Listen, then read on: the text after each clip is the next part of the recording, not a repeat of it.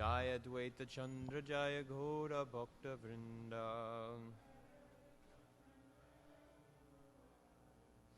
Jaya Jaya Shri Chaitanya Jaya Nityananda. Jaya Dvaita Chandra Jaya Ghora Bhakta Vrinda.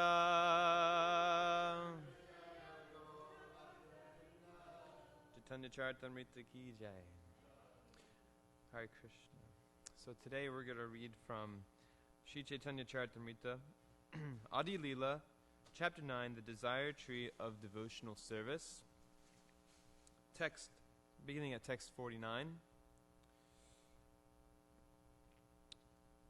Mahamadaka prima pala petu bharikaya matila sakala loka hashe nashe gaya.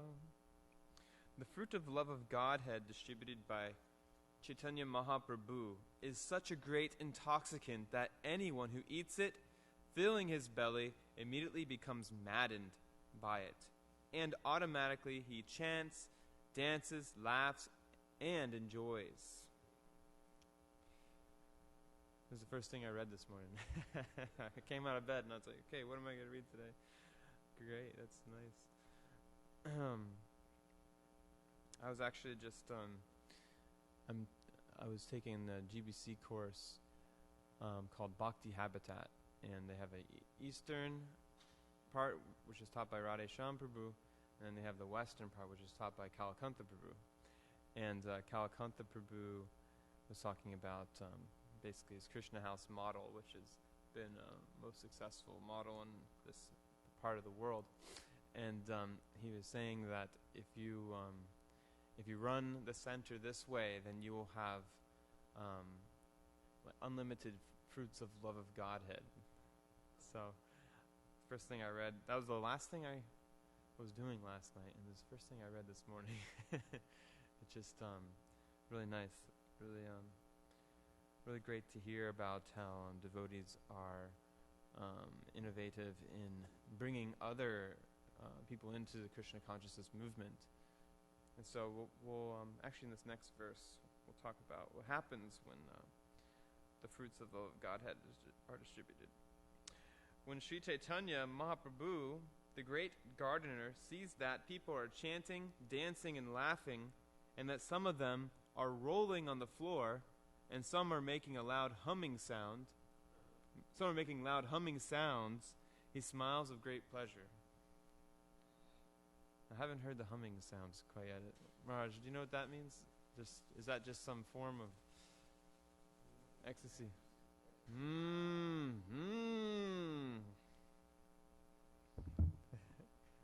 Rolling on the ground. If anyone rolls on the ground in ISKCON temple, we kick them, right? We kick That's unless it's for real. Purport. This attitude of Sri Chaitanya Mahaprabhu is very important for persons engaged in the Hare Krishna movement of Krishna consciousness. In every center of our institution, ISKCON, we have arranged for a love feast every Sunday, and when we actually see people come to our center, chant, dance, take prasadam, become jubilant, and purchase books, we know that certainly Sri Chaitanya Mahaprabhu is always present in such transcendental activities, and he is very pleased and satisfied. Therefore, the members of ISKCON must increase this movement more and more according to the principle that we are presently trying to execute. Sri Chaitanya Mahaprabhu, thus being pleased, will smilingly glance upon them, bestowing his favor,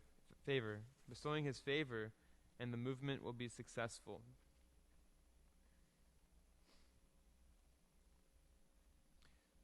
So, there's a few points in this purport here that come to my attention that I find to be very significant. Devotees feel great bliss from chanting Hare Krishna, and it is our saving grace, and it's our greatest asset that we have this chanting of Hare Krishna that helps purify our consciousness and also gives us these symptoms of love of God. They manifest in various ways in our life and bring us satisfaction.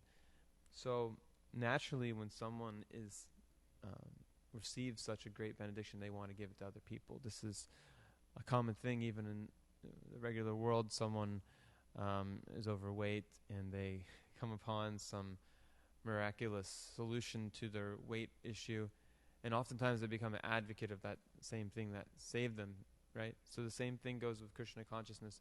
We have been given this great benediction, and it's changed our life in so many ways that naturally we want to give to other people. And actually that is the most satisfying thing to ourselves and to Lord Chaitanya and all of the previous acharyas. That's actually their whole meditation all the time, is how to give this to other people, how to give this to other people. And there's countless ways that one can do this. Actually, we can be our own, we all have our own genius, as Prabhupada said, I believe. I can't remember where, but it's a long line. We all have our own genius, and we all have a special contribution that we have based on our talents and our own relationship with Krishna. We have a unique offering, and we can tax our mind to figure out what way I can introduce other people to Krishna consciousness. And it becomes a great kind of transcendental game in a sense, where you can figure out what works best for you. And we have many things that work well that have been tested time and time again: book distribution, or holding programs, or harinams. This is how we meet people. But we can find that there's many devotees out there who are very innovative in how they can bring people to Krishna consciousness, and they have found their niche, which route, which avenue that works best for them. They can find people who are coming down that avenue and will come right into their door and take the Krishna consciousness. So this is actually a great thing that all of us can work on in our own life. We can figure out, what is it that I am doing that can help bring other people to Krishna consciousness, that's satisfying for me and helpful for everyone else.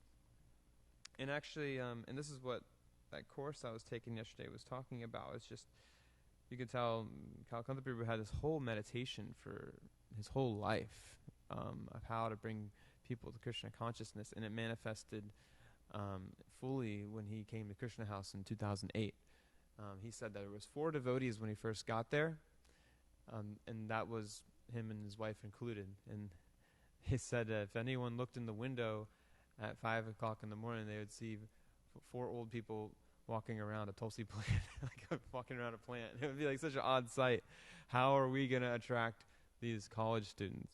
But by laying down principles of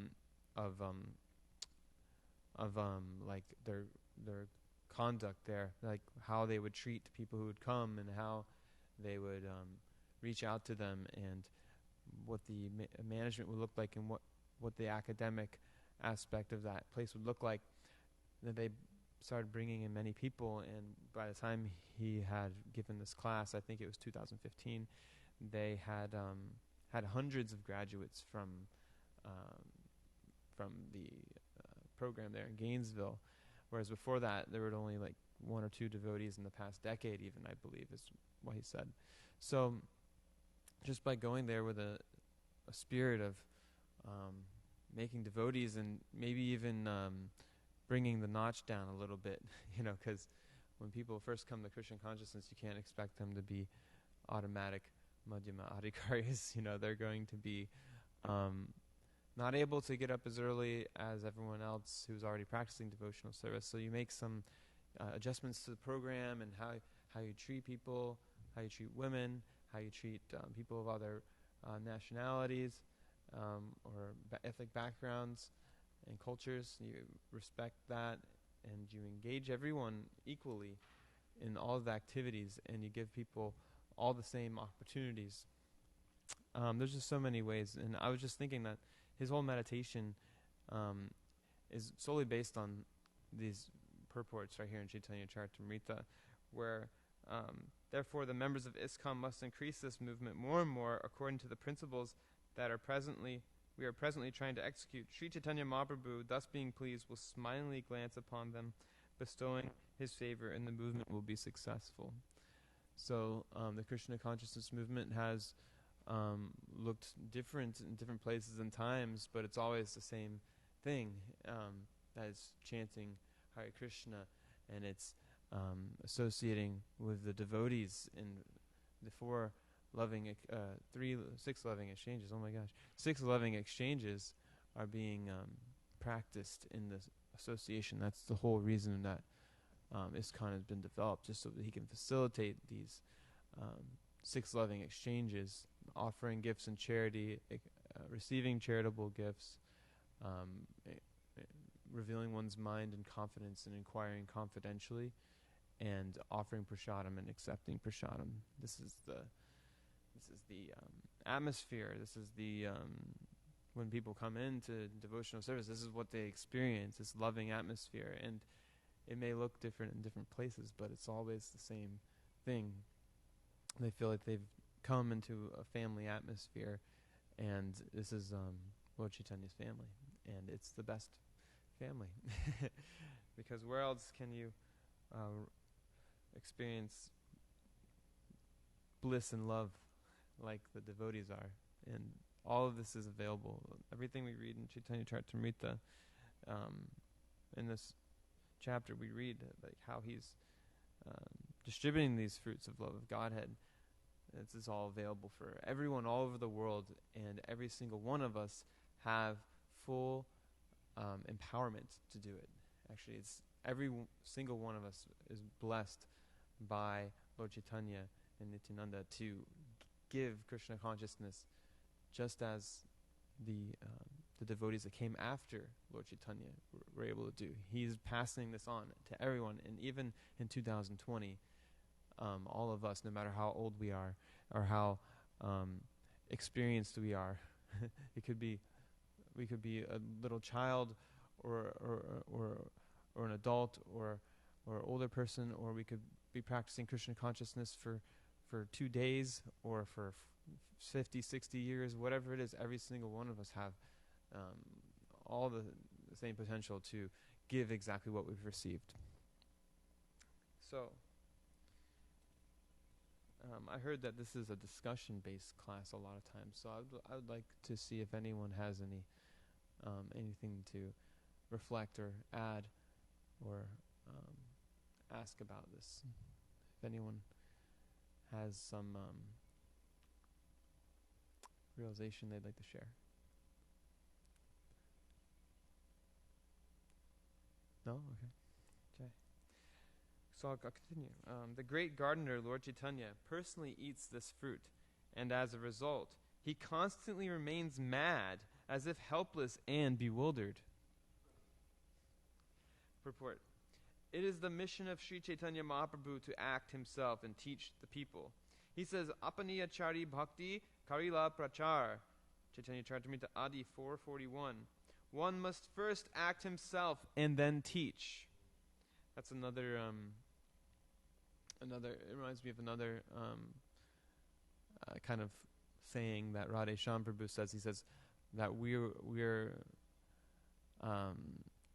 what was it? It's teaching one by, practice one, teaching one while learning from one, or something like that. So we can always be a teacher, learning what we know, whatever it may be, while learning from someone else. And then they're also learning from someone too. So it's not that we've become a master. We should never think that we've become a master. That we're still always learning, and even Prabhupada himself, he was very humble, and he would read his own books, and and he would say, I did not write these books, and he was still showed himself to be a student of Krishna consciousness, even though he was self-realized soul. So who are we? I've been practicing 10 years. I should never think that I know everything. It's obvious that I'm still learning, and so that's it. We're teaching what we've learned. It could be something very simple, just how to chant on japa beads. We learn this the first day, and we learn that we're not the body the first day, that we're the soul. So just these two basic teachings of Krishna consciousness, you could teach millions, billions of people, and the whole world would change. This is the function of a real teacher. Unless one is able to understand the philosophy that he speaks, it will not be effective. Therefore, one should not only understand the philosophy of the Chaitanya cult, but also implement it practically in one's life.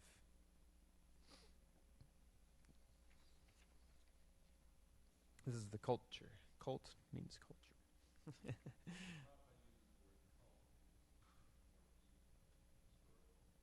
Exactly.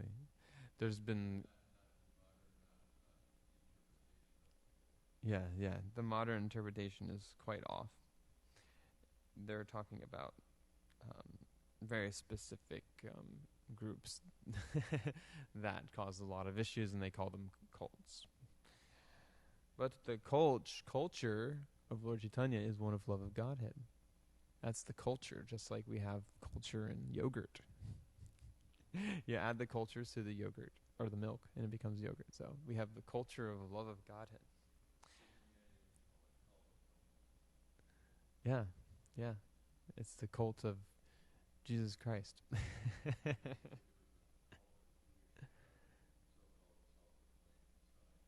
That's the perspective, that Jewish many Jewish people would have hoped. Maybe not everyone, but it was pretty common.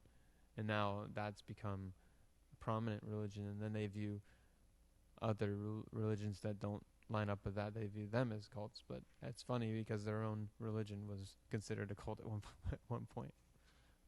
In the modern context of the word, obviously. Yeah.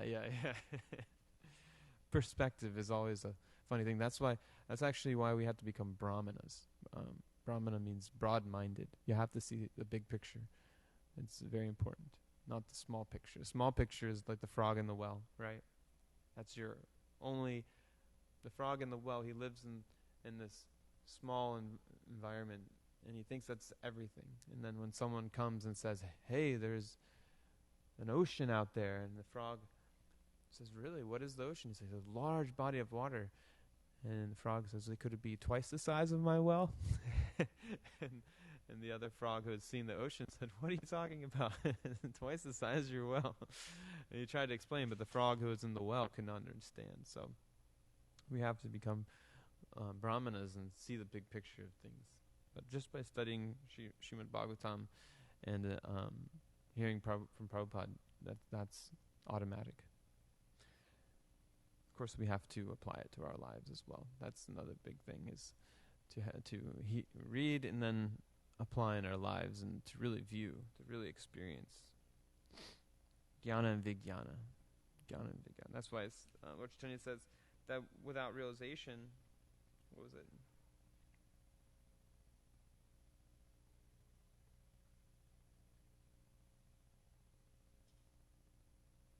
Well, yeah. Therefore, one should not only understand the philosophy of Lord Chaitanya, the Chaitanya cult, but also implement it practically in one's life. While chanting the Hare Krishna Maha Mantra, Sri Chaitanya Mahaprabhu sometimes fainted and remained unconscious for many hours. He prays in his Shikshastika, Yugayitam Nimeshina Chakshusha Rashayitam Shunyayitam Jagat Sarvam Govinda Virahena Me. O Govinda, feeling your separation, I am considering a moment to be like 12 years or more. Tears are flowing from my eyes like torrents of rain, and I am feeling all vacant in this world in your absence. So we Hare Krishna. So we recite this every day, and I was talking to my wife yesterday, and we were talking about how it's really easy if we recite something every day for it to become robotic, right? So if we're chanting this verse and we're saying, "Oh Govinda, feeling your separation, I'm considering a moment to be like 12 years or more. Tears are flowing from my eyes." That's like we're just repeating it in a robotic way, but actually this is poetry. This is deep devotional sentiments of Lord Chaitanya. We should repeat this in such a heartfelt way, because this is so important. This is like so deep. This is his only instructions, written instructions. Lord Chaitanya, Radha Krishna, non-different. Shri Krishna Chaitanya, Radha Krishna, Naya Anya. This is writings directly from Radha Krishna that we have to recite. How sacred is that? So we were just reflecting on how when we recite this every day, we should say it with our full hearts, because it is so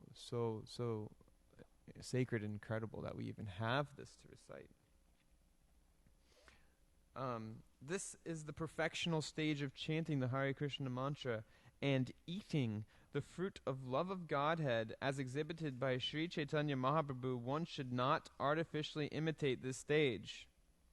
But if one is serious and sincerely follows the regulative principles and chants the Hare Krishna mantra, the time will come when these symptoms will appear. Tears will fill his eyes. He will be unable to chant the Maha Mantra distinctly, and his heart will throb in ecstasy. Sri Chaitanya Mahaprabhu says that one should not imitate this, but a devotee should long for the day to come when such symptoms of trance will automatically appear in his body. Kabe habe bolo. When will that day be mine, right? Bhaktivinoda Thakur writes a song like that. When will the day that my offenses will cease in the chanting of the holy name, and I can actually chant that love divine, that name, that holy name, that he'll be able to chant that with purity, and he'll be able to chant with ecstasy, basically, that he'll be able to feel that love of God, that pure love of God. So, of course, Bhaktivinoda Thakur wrote those songs for those who are like me, to read and develop love of God. Bhaktivinoda Thakur was not an ordinary person. He was actually feeling that, but he wrote in such a way that other people could relate. And Prabhupada really loved for us to recite these songs every day and read the translations. And that's actually one thing I find here, is that we do these bhajans every day, and we read the translation afterwards. And that's something that's I have not found at other temples, and I find that to be quite incredible and nectarian, that we do this every day, that we're actually meditating on the songs of the previous acharyas. Okay, moving forward. With his Sankirtan movement, the Lord made everyone mad like himself. We do not find anyone who was not intoxicated by his Sankirtan movement. Persons who had formerly criticized Lord Chaitanya Mahaprabhu, calling him a drunkard, also ate the fruit and began to dance, saying, "Very good, very good, bhala, bhala." Very good, bhala. So if you ask someone in Bengali, "Kimana cha?" "Bhala cha." And so bhala means good, very good, right? So very good, very good. When Lord Chaitanya Mahaprabhu started the Sankirtan movement, even he was unnecessarily criticized by Mayavadis, atheists, and fools. Naturally, we are also criticized by such men. They will always remain and will always criticize anything that is actually good for human society. But the preachers of the Sankirtan movement should not be deterred by such criticism. Our method should be to convert such fools, gradually asking them to come and take prasadam and chant and dance with us. It's funny. He writes the word convert, and it's funny, like a lot of people think, oh, like that word is like a bad word, but he's like, them going from just criticizing to coming and dancing and taking prasadam. I mean, it just is such a funny thing. It's like get off the negative side of life and then enter into the positive side of life. What's the question of doing something like forcing someone to convert. That's not like that. This is like the Crusades or something like that, right? This is actually just, instead of taking poison, take nectar, take health. Even from one point of view, just take this, which is obviously better. You're eating something rotten, and someone gives you something fresh. Why would you continue to eat something rotten? It's just common sense, So we're not asking anyone to do anything rigid or austere. We're just asking them to come, take prasadam, and dance in ecstasy. That's it. We're asking something very simple, and but like Prabhupada said, there'll be always someone to complain or whatever.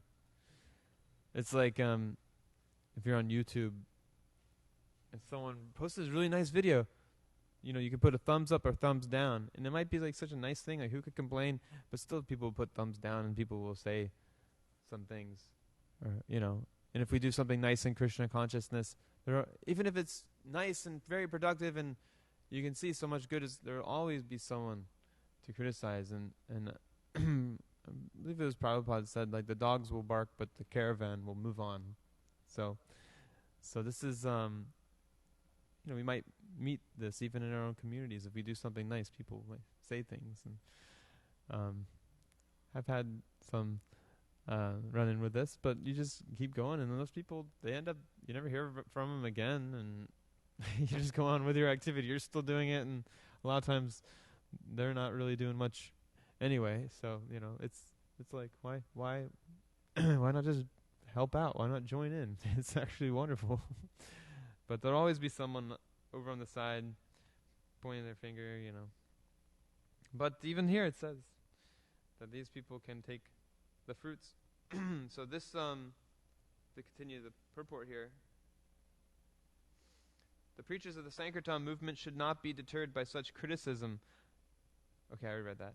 I'll just read it again. Our method should be to convert such fools gradually by asking them to come and take prasadam and chant and dance with us. This should be our policy. That's our policy. You go to a company, they have policy. So our policy is this: just come, take prasadam, chant and dance. That's our policy, right? Anyone who comes to join us, of course, must be sincere and serious regarding spiritual advancement in life. Then such a person, simply by joining us, chanting with us, dancing with us, and taking prasadam with us, will gradually also come to say that this movement is very good.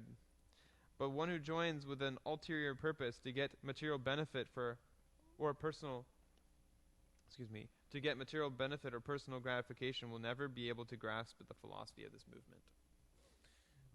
I was just thinking about those who have joined who were originally adverse to the movement. There was many devotees who were not so much into it. There's a temple president out there that I know, in GBC, man. He's president in GBC. He was very antagonistic towards the devotees originally, and he was even trying to shut them down. But one great spiritual master was insistent on still giving this person opportunities to take the Krishna consciousness, and sure enough, he became a disciple of his, and now is in a leadership position in ISKCON and is a very advanced devotee. So it's possible that, and I'm sure all of you have heard many stories, that someone who was very antagonistic towards devotees, they all of a sudden had a change of heart, and they joined in the fun, so to speak. But one who joins, it says, one who joins with an ulterior purpose to get material benefit or personal gratification will never be able to grasp the philosophy of this movement. So it's true, there have been people who have joined the movement for some ulterior motive, and if they are unable to give up that ulterior motive, they oftentimes do not stick around. So even if they practice for some years and they did many great things, sometimes they have left. But the funny thing is, even these people got tricked. They came and they chanted Hare Krishna, and they took so much prasadam. They were tricked by Lord Chaitanya in a sense that they made spiritual advancement. and they'll never lose that spiritual advancement. I'll always remain with them, and they're great souls for doing that. So even if we heard some devotees left, some big devotees, that we should never criticize. You know, we should know what wrong things were done. Of course, we shouldn't be, silly. We should avoid these things and watch out for it. But we should never criticize. Like, we should never think that. We should never think that these people won't get the mercy of Lord Chaitanya, because they already have, and they will continue to. And they did service, whatever the service was. Maybe it was they just took out the trash a few times, and they wanted to get some free food. Or maybe they were even a great leader, and they Hare Krishna, Jai. And they left, and maybe caused a lot of hurt. But we should always consider. We should see that they did service, and that they're gonna get the mercy. So we go till 15 after. Is that 15? Okay. Does anyone have anything to add, or Apurva?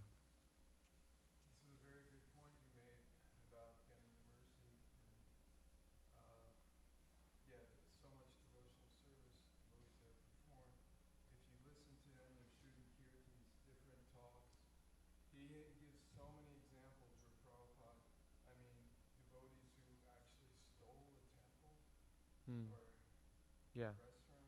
Yeah.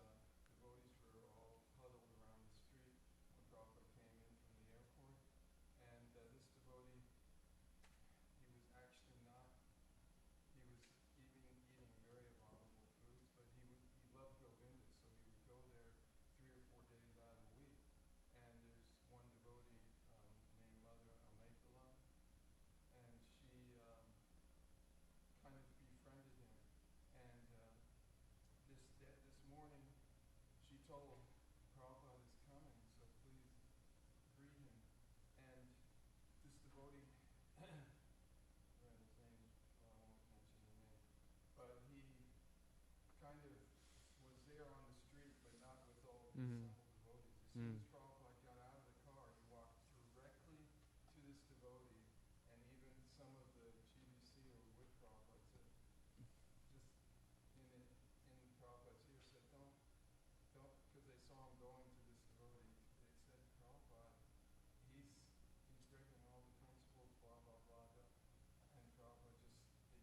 Mm.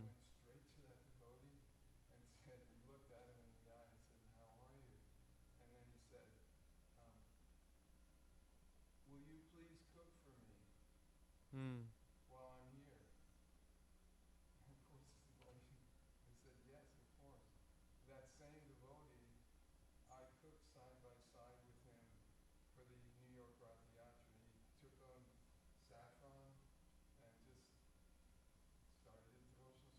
Right there. Wow. Yeah, it's, you see, Prabhupada, he even if the devotee did anything that was wrong, he would always accept him back, and he would criticize if devotees made it seem like if they put propagation against that devotee, he did not like that, and he would criticize devotees for criticizing. He would say, "Why you've made it so hard for him to come back now?" Yeah, now you've made it impossible for him to come back. So Prabhupada didn't like that. He wrote, that's right. That's right. Yeah, he was so forgiving and so magnanimous. We should learn from this. Like, I know in my life it's hard. Like, if you know a devotee who went out and did all these things, and you kind of hold something against them. Oh, they went out and they gave up their principles, and they they're doing this, or they said this, and it's easy to fall into that. But Prabhupada's mood was always give him a chance, always give him another chance. Oh, Hare Krishna. She can't hear you. Okay, can't hear me, or you, or either of us. Okay. Yeah, really wonderful points, Prabhu. Thank you for sharing that story. And I've never heard that before. That's really incredible. Does anyone else have anything to share in this regard? We got more time. Let's read. Continue to read. Bala. After describing the Lord's distribution of the fruit of love of Godhead, I now wish to describe the different branches of this tree of Lord Chaitanya Mahaprabhu. Praying at the lotus feet of Sri Rupa and Sri Raghunath, always desiring their mercy, I, Krishna Das, narrate Sri Chaitanya Charitamrita following in their footsteps. Thus end the Bhaktivedanta purports of Sri Chaitanya Charitamrita, Adi Leela 9th chapter, describing the desire tree of devotional service. Jack, I didn't know that was coming. So next we're going to talk about the trunk, branches, and sub-branches of the Chaitanya tree. Prabhupada also said that we are part of the we are a branch of the Chaitanya tree. And I remember him saying also, if other devotee decide to start their own kind of Hare Krishna movement, he was also very liberal in a sense, saying no, they're also another branch of the tree. Of course, he did want everyone to stay of ISKCON as first priority, but he also was very liberal in a sense. They said there'll be other branches of the tree. So yeah, we are a very ISKCON is a very prominent branch of this tree. And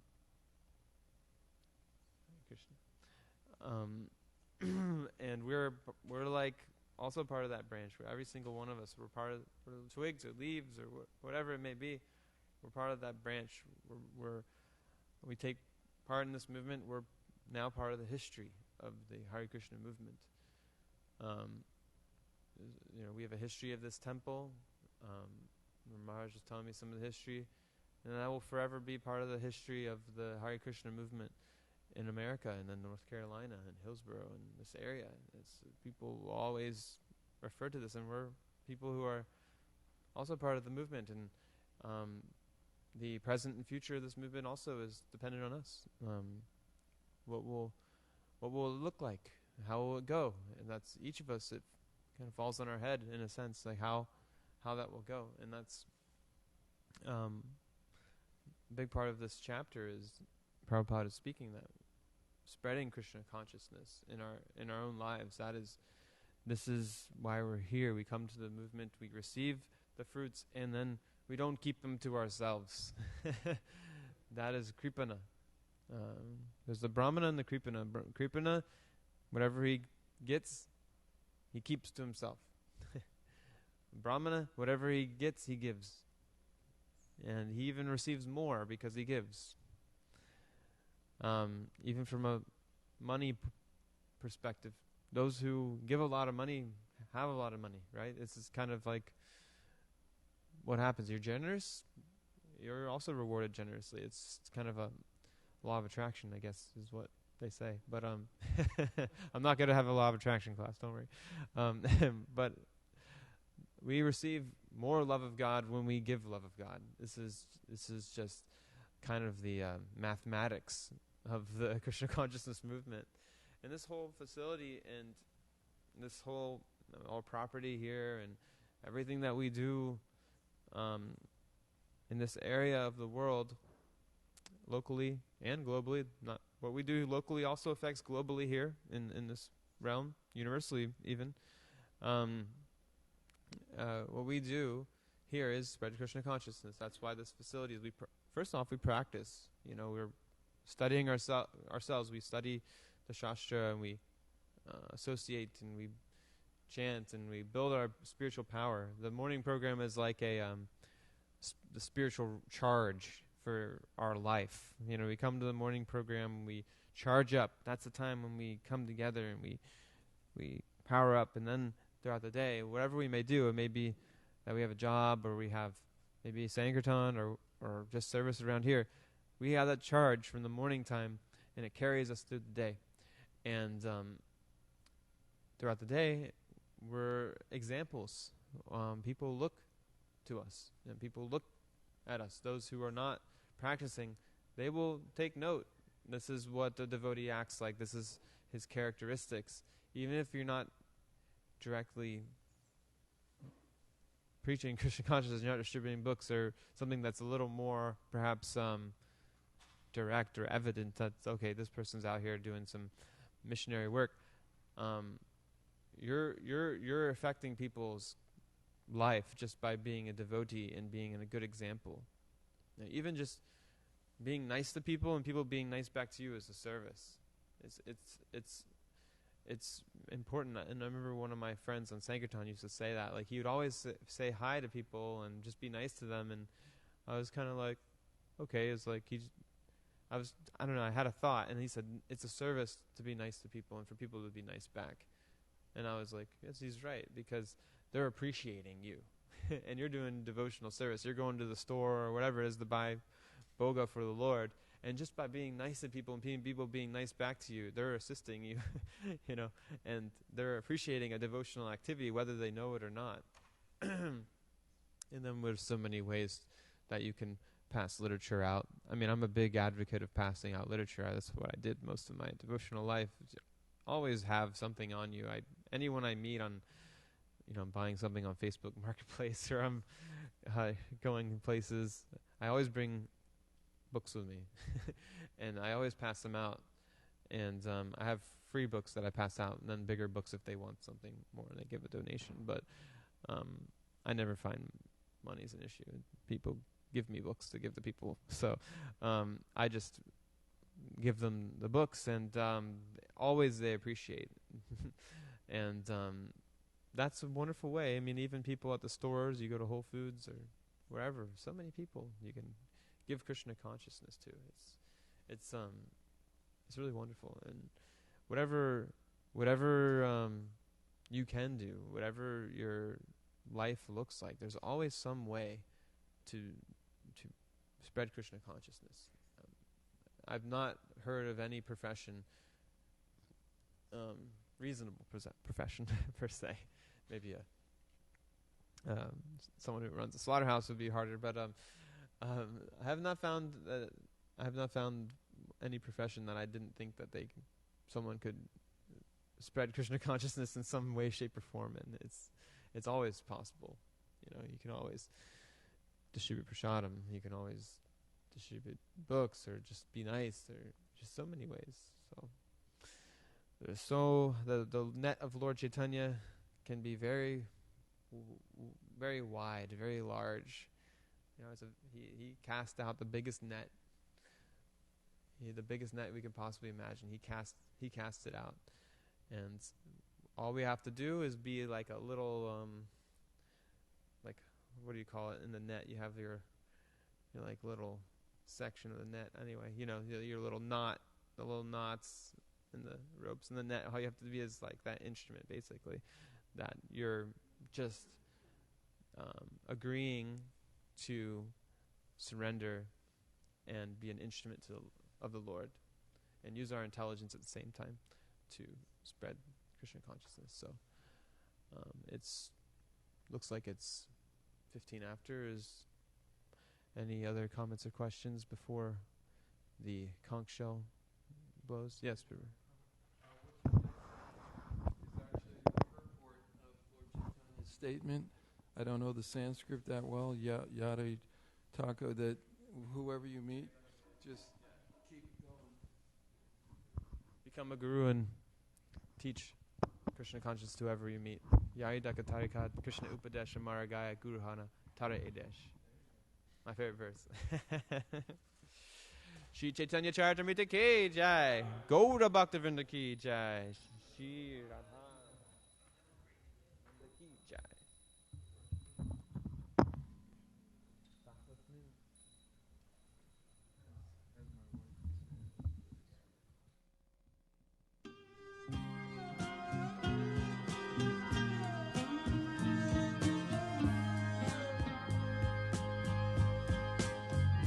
Govindam Adi Purusha